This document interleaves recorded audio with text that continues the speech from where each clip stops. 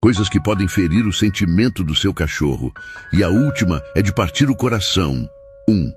Ignorar quando ele traz um brinquedo. Ele chega todo feliz, abanando o rabo, e você ignora?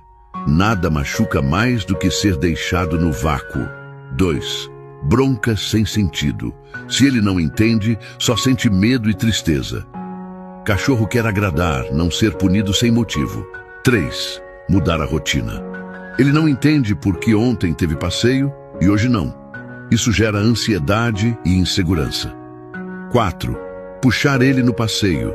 Para você é só um cheiro, para ele é um mundo inteiro de informações. E a pior de todas, deixá-lo muito tempo sozinho. Você é tudo para ele. Cada minuto longe parece uma eternidade. Cachorro não entende ausência, só sente saudade. Seu dog já passou por isso? Comenta aqui.